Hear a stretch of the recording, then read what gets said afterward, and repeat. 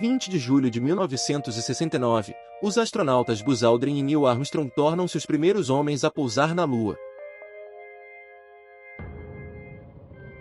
Houston, estamos prontos para o pouso. Câmbio. Confirmado, prontos para pousar, 900 metros.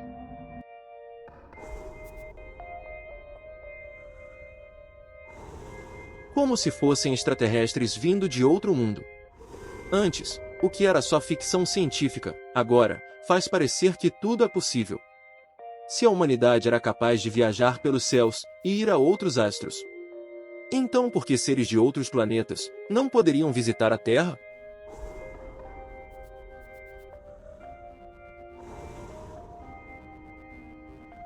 Durante uma gigantesca onda de avistamentos de OVNIs, surgiu uma nova teoria de que extraterrestres teriam visitado a Terra na antiguidade e foram considerados deuses. Mas se isso fosse verdade, não haveria alguma prova? Talvez exista. Nós só precisamos abrir os olhos e expandir nossa imaginação. Pois a prova está em toda a nossa volta. Quem eram? O que queriam? Para onde foram? Que pistas deixaram? Eles vão voltar? As respostas estão em deuses alienígenas do passado. Episódio 0. Parte 1 da introdução à teoria dos antigos astronautas, de Erich von Däniken. Em maio de 2008, o Vaticano fez uma surpreendente declaração. Pela primeira vez em mais de 200 anos de história, a Igreja Católica reconheceu a possibilidade de vida em outros planetas, e que a crença nisso não necessariamente contradiz a crença em Deus. Isso pode significar que estamos entrando em uma era, onde o universo finalmente está sendo visto de maneira diferente do que antes. Se isso é uma realidade para nós, por que não pode ser a realidade para outros seres do universo, que podem ter visitado a nossa Terra e influenciado a nossa cultura em tempos antigos? Mas o que provocou essa reviravolta repentina no pensamento religioso? É influenciada apenas por descobertas científicas recentes? Em 2020, a nave Mars Odyssey detectou enormes reservatórios de gelo sob a superfície marciana. A presença de gelo e a possibilidade plausível de haver água sugere que a vida possa ser sustentada ou até gerada em outro planeta. Após mais de uma década de lançamento de naves espaciais orbitais e exploradores robóticos, traz a ideia de mandar o homem de volta ao espaço, incitando a imaginação. E trouxe de volta a lembrança que seres extraterrestres e a humanidade já haviam cruzado seus caminhos antes. Em 1968, apenas um ano antes do voo épico espacial de Neil Armstrong, foi publicado um livro que mudaria para sempre como várias pessoas na comunidade científica, religiosa e criativa veriam sua terra natal. Escrito pelo suíço Erich von Däniken, o livro Eram os Deuses Astronautas tentavam provar que exploradores extraterrestres visitaram a Terra milhares de anos atrás. Quando Erich era jovem, sua educação foi em um internato católico extremamente rígido. E lá ele teve que fazer diversas traduções de partes da Bíblia, do grego para latim, e do latim para o alemão. Vários trechos chamaram sua atenção, como por exemplo: No livro de Moisés diz que antes do Senhor descer da montanha sagrada, que construísse um portão em torno da montanha. Senão, os israelitas seriam atingidos. Erich ficou em choque, se questionando como o seu Deus Todo-Poderoso precisaria de um portão para se proteger, ou proteger o povo de Israel. Com sua curiosidade despertada, ele aproveitou do acesso que tinha e começou a ler milhares de páginas dos adventos das religiões, de todas as mitologias, e percebeu que as histórias eram sempre as mesmas, mudando apenas nomes e heróis. Alguém desce do céu em favor dos humanos. Nossos antepassados não entendiam isso. Eles provavelmente acreditaram que esses seres eram algum tipo de Deus. A questão é: humanos primitivos foram influenciados por antigos extraterrestres e não por deuses reais? Mas enfim, onde estava a prova? E foi assim que, por mais de 50 anos, Erich von Däniken dedicou sua vida a procurar pelo menos um indício. E temos ilustrações, temos artefatos arqueológicos. Chegamos à conclusão que precisamos de mais explicações sobre a origem humana. Talvez não estejamos mesmo sozinhos no universo. Quem sabe seres humanoides tenham vindo a este planeta, de algum outro planeta, em algum lugar no cosmo. Após o sucesso do livro, gerou motivos de empolgação, motivos de olhar para o passado, olhar para as antigas civilizações. O livro eram os deuses astronautas, causou uma comoção alimentada principalmente em resposta a livros da época como Duna, de Frank Herbert, seriados da TV como Jornada nas Estrelas e filmes como 2001, Uma Odisseia no Espaço. Parece que tudo conspirou para acontecer na hora certa.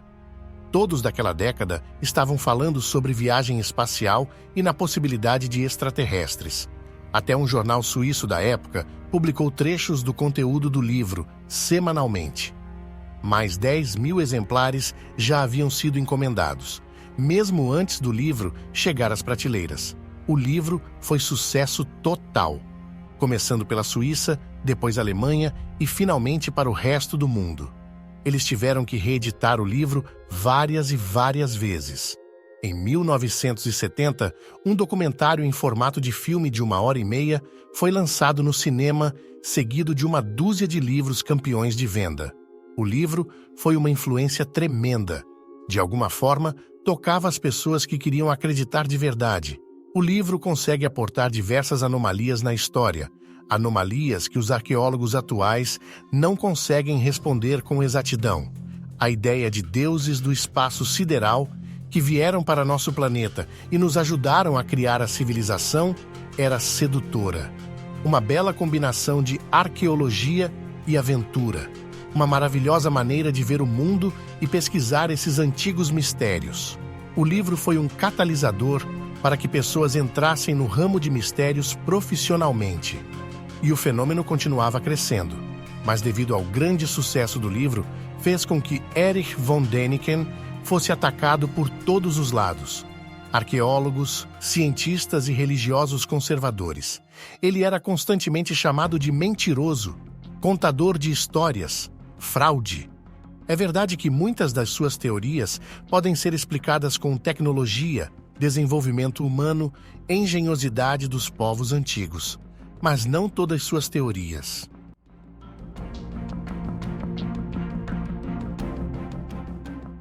Mas o fato é que o livro não afirma nada, ele faz perguntas.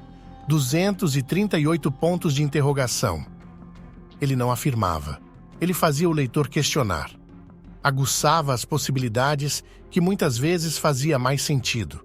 Por mais que existam falhas nas teorias do primeiro livro, os defensores de eram os deuses astronautas apontam que existem evidências tangíveis, como por exemplo, poderia um mapa de vários séculos de idade mostrar uma massa de terra que só foi descoberta recentemente, mapa, inclusive, que parece preceder o gelo da Antártida, o que seria muitos milhares de anos atrás, e como uma civilização tão antiga saberia usar eletricidade ou até mesmo construir um computador? Podemos citar também os desenhos misteriosos que são visíveis apenas de grandes altitudes. Se dá a entender que esses sinais foram feitos para alguém que voa. Poderia a teoria de von Däniken, que os antigos deuses realmente eram visitantes extraterrestres, conter algum mérito científico? A resposta envolve muita pesquisa e uma busca pelo mundo e até mesmo em volta de nós. Se seres extraterrestres visitaram a Terra milhares de anos atrás, se sim, como os nossos ancestrais teriam tentado se comunicar? E não haveria evidências físicas do tempo que passaram aqui? Uma dessas respostas pode estar no deserto de Nazca, no Peru, lá no topo de um árido platô que se estende por aproximadamente 80 quilômetros. Nele, inúmeros desenhos geométricos e figuras decoram o solo da paisagem. Quando você sobrevoa esse deserto, você vê linhas, e essas linhas parecem pistas de pouso. Elas começam de repente e acabam de repente. A mais longa tem 23 quilômetros em linha reta e termina em uma dessas chamadas pistas de pouso. É absurdamente incrível. No meio dessas várias linhas grandes e pequenas, você vê figuras gigantes no solo, desenho de peixes, macacos, aranhas, aves, humanoides. Mas de uma dimensão tão colossal que a maioria deles só pode ser percebido e visto do alto. Se aquilo foi construído por pessoas comuns, o que eles queriam? Como se organizaram para fazer tal feito? Qual era o objetivo? Várias explicações controversas sugerem que as linhas podiam ser usadas para irrigação, talvez um gigantesco calendário astronômico, ou caminhos de um sítio de veneração religioso.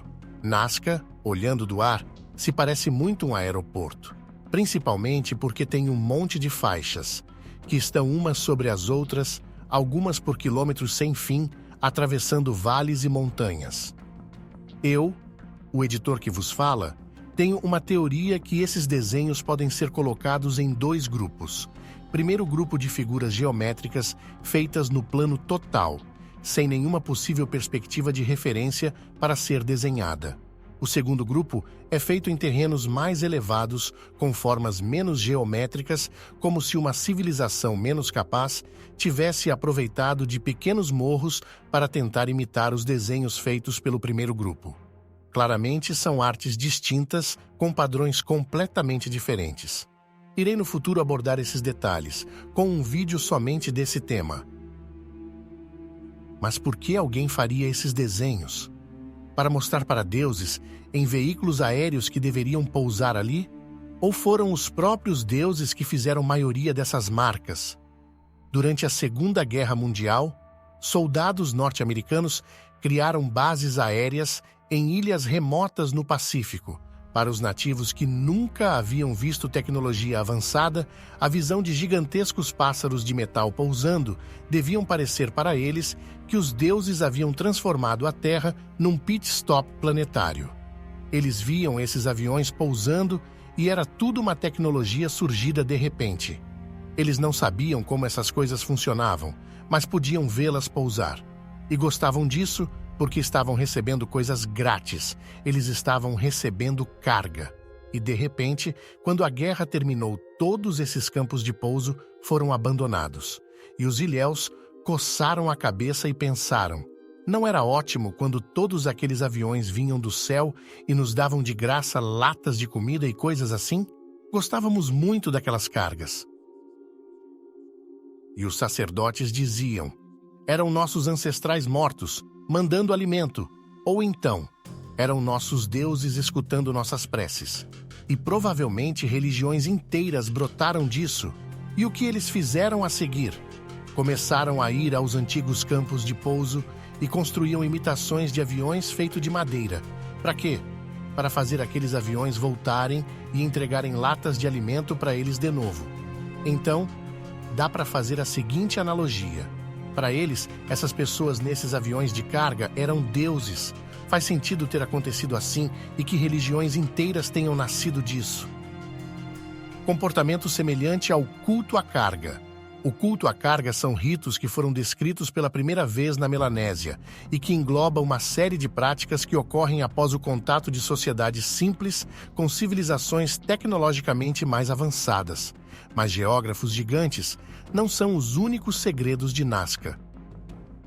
Sobrevoando a região, você percebe que uma enorme montanha foi planada artificialmente, e o entulho do pico ou cume dessa montanha não estão em lugar nenhum, nem no vale mais baixo ou nenhum outro lugar. Várias outras montanhas em volta têm cumes, mas outras são planas como um platô, com faixas em cima parecendo pistas de pouso. Assim, mais uma pergunta vem em nossa mente. Se foram os extraterrestres que fizeram isso, por que eles seriam atraídos pelos desertos áridos do Peru? Digamos hipoteticamente que uma espaçonave chega aqui no planeta Terra e que esses aliens querem rapidamente saber em que consiste este planeta. Nazca seria o lugar perfeito para colher amostras e fazer experimentações, porque Nazca, ainda hoje, é uma das áreas mais profusas do mundo. Lá você encontra urânio, encontra ouro, qualquer coisa que seja. É praticamente o resumo da composição do nosso planeta. todas as matérias-primas são encontradas lá em grandes quantidades. Mas a maioria dos conservadores pensam um pouco diferente sobre Nazca. Por que não podemos acreditar que tudo isso não passa de uma expressão artística? Que talvez a vontade desses nativos do Peru era simplesmente de criar obras de arte em escala gigante? Foi criada simplesmente porque era possível criá-la? Por que dizer que essas linhas em Nazca enormes foram criadas apenas para serem admiradas por pessoas com capacidade de voo? Podemos dizer o mesmo sobre a Grande Muralha da China, não podemos? Contudo, a Grande Muralha sabemos que tem um propósito, que é marcial, que é político. As linhas de Nazca podem ter sido criadas como um labirinto de peregrinação espiritual com um propósito religioso, e aqueles que percorriam podiam ter algum tipo de epifania. O fato de não entendermos o propósito de algo abre margem para muita especulação.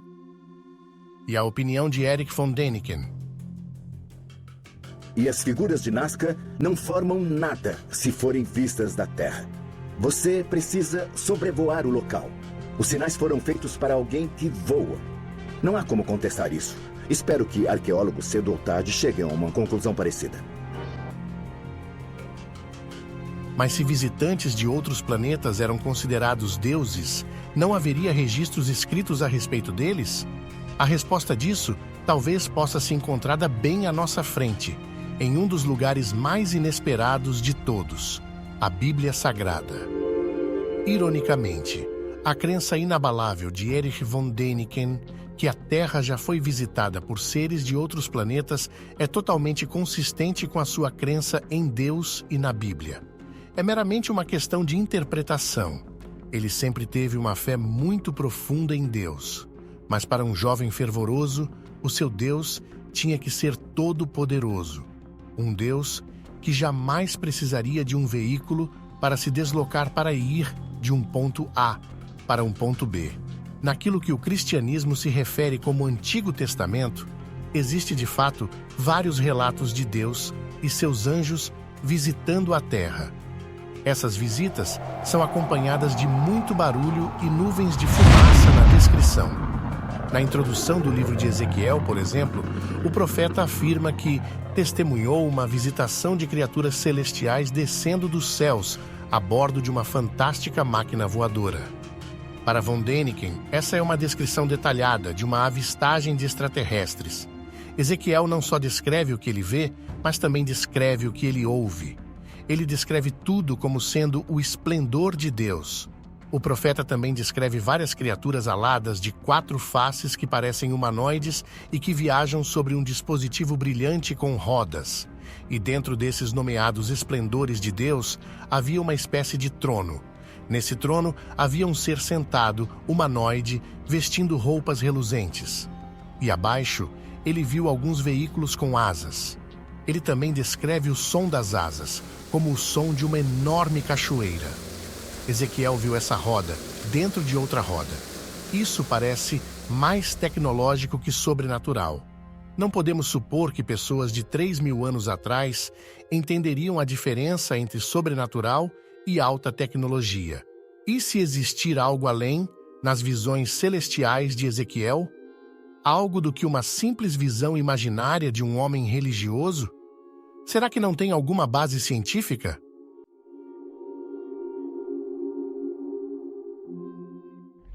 Uma certa vez, um engenheiro-chefe sênior da NASA, Joseph F. Blumrich, que estava envolvido na expedição Mariner para o planeta Marte, responsável pelo trem de pouso, disse que a ideia do projeto usado na nave espacial Mariner, que veio a pousar em Marte, foi inspirado por um texto bíblico no qual se fala sobre rodas dentro de rodas. Outra figura bíblica que consegue fascinar von Däniken é Enoque. Enoque não faz parte da Bíblia canônica. No Antigo Testamento existe talvez só uma frase sobre ele. Mas entre os textos apócrifos existem muitas e muitas menções. Nesses apócrifos, Enoque foi o primeiro na antiguidade que escreveu na primeira pessoa. Eu fiz, eu ouvi, eu estava lá. Em um desses antigos textos dizem que esse que foi bisavô de Noé foi levado por Deus durante 300 anos até os céus. Lá em cima conheceu o divino. Nas religiões, esse divino é Deus. O divino disse para seus servos: ensinem a este jovem a nossa língua e depois ensinam a ele a escrita, para que ele possa escrever livros. Enoque claramente conhece todas essas entidades estrangeiras pelo nome. Ele os cita, ele sabe a profissão deles. Ele sabe identificar qual desses seres é o astrônomo. Enoque é simplesmente uma testemunha, porque seria tão absurdo que extraterrestres venham aqui. Mas não é absurdo que Deus tenha interferido na história humana de forma tão direta e deliberada. Eric Van Däniken argumenta que extraterrestres vieram e deram tecnologias às pessoas para avançar suas culturas. Objetos engenhosos, novas ideias, conhecimento astronômico, e essas culturas avançaram centenas ou milhares de anos graças a isso. Por outro lado, pelo menos na Bíblia, não é como se Deus tivesse dado à humanidade um relógio mágico ou um novo míssil para ser usado contra os inimigos. Pelo menos segundo a Bíblia, Deus dá instruções de como viver e não sobre como construir novos dispositivos para desenvolvimento ou avanço de algumas culturas específicas. Deus, na Bíblia, fornece uma filosofia de vida. Enfim, podemos comparar a carruagem de Ezequiel a um OVNI? Os antigos usam mitos, metáforas e imagens para descrever sua experiência de Deus. Não é certo levar tudo no sentido literal, mas quando todas essas histórias foram descritas, a escrita era uma invenção relativamente nova, e a primeira coisa que fizeram foi escrever sobre algo que realmente aconteceu.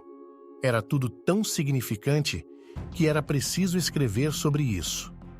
A pesquisa de Van Däniken descobriu evidências de outro fenômeno discutivelmente extraterrestre, não só na Bíblia, mas em quase toda religião. Histórias semelhantes sobre divindades com poderes e habilidades espetaculares que veem a Terra e influenciaram diretamente as vidas dos homens existem em todo lugar do planeta. Essas histórias são parecidas em muitas religiões antigas.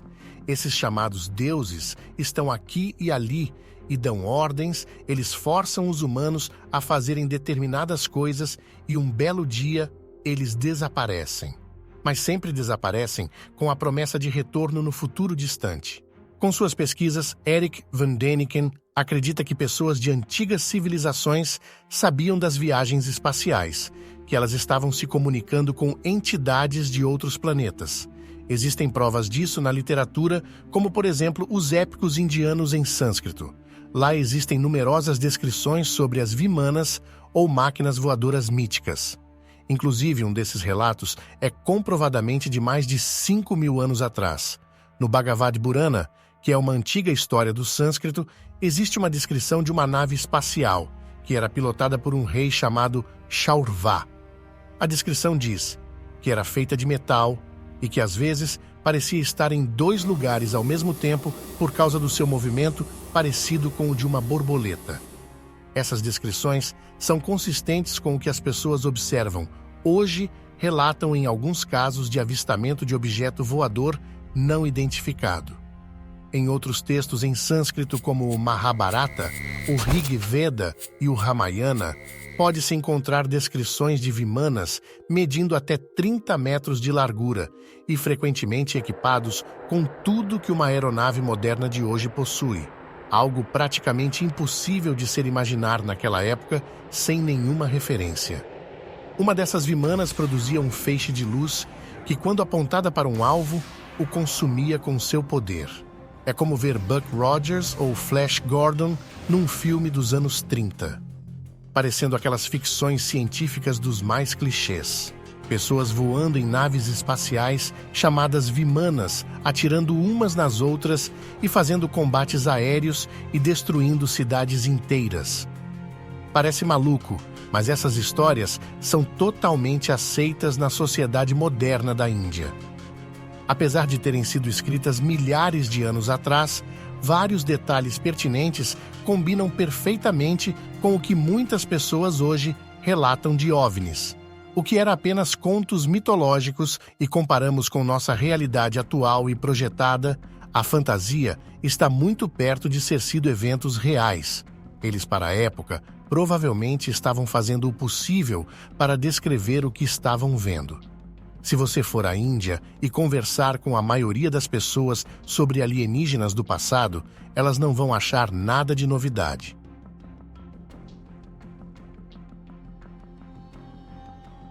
Ao fundamentar as afirmações de que visitas extraterrestres realmente ocorreram, os defensores da teoria dos antigos astronautas recorrem a 2 exemplos. Existem as evidências que se pode ler, como aquelas encontradas nos antigos textos, e as evidências que se pode ver. Entre os tipos mais antigos, de espécimes palpáveis, estão numerosos desenhos em cavernas e rochas e esculturas em pedra encontradas por todo o globo. Imagens valem mais que 1000 palavras. Pode apostar que quando você vê imagens desenhadas, por exemplo numa caverna na Itália, que mostra supostamente 2 astronautas vestindo capacetes, e estatuetas mostram figuras vestidas com trajes estranhos demais para a época e usando adereços de cabeça incomuns. No mundo todo nós temos estátuas, pinturas e imagens desses seres extraterrestres.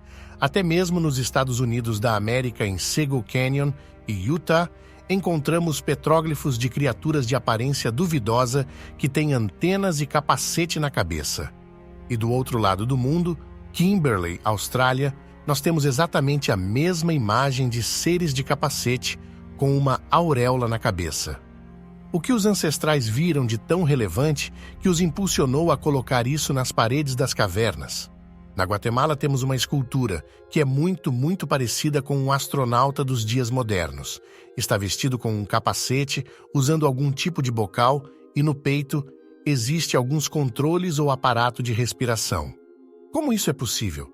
Essa estátua tem 1500 anos. Na Colômbia encontraram milhares de artefatos em tumbas que se parecem com aviões dos dias modernos. Eles têm asas fixas, fuselagem e eles têm uma cauda vertical. Cauda vertical não é intrínseca na natureza, mas é intrínseca nos estudos avançados aerodinâmicos dos dias atuais. Podem os nossos ancestrais terem visto algo semelhante voando no céu? Podemos citar mais outro artefato incrível descoberto. Este está no Museu de Istambul, na Turquia. É um homem aparentemente do espaço, sem cabeça, sentado dentro de um tipo de veículo espacial, lembrando até o carro do Dick Vigarista do desenho da Corrida Maluca. Dá para ver as mãos dele e também os tubos ligados a algum tipo de dispositivo. Ele está claramente vestindo um traje e as pernas dele estão encolhidas lá dentro. Então, até mesmo num olhar de um leigo, essa coisa parece muito aerodinâmica e espacial. Muito provavelmente essas pessoas testemunharam alguma coisa e tentaram retratar da melhor maneira que podiam, com o tipo de recurso que tinham na época, que no caso era ferramentas simples e arte primitiva. Muitas dessas antigas civilizações estavam muito distantes em localização e cronologia. Elas não se comunicavam umas com as outras, mas mesmo assim, elas têm o mesmo tipo de relato. É bem provável que experimentaram as mesmas coisas. Talvez elas tiveram contato com os mesmos deuses, deuses que eram simplesmente alienígenas do passado. Muito obrigado por assistir esse vídeo até aqui. Sou entusiasta do assunto desde criança e fui simplesmente envolvido pela teoria dos antigos astronautas. Estou escrevendo dezenas de roteiros para transformar em vídeo, mas ainda tenho pouca prática. Se quiser ajudar o canal a crescer, é só curtir, se inscrever e comentar para dar engajamento. Obrigado, meus nobres amigos!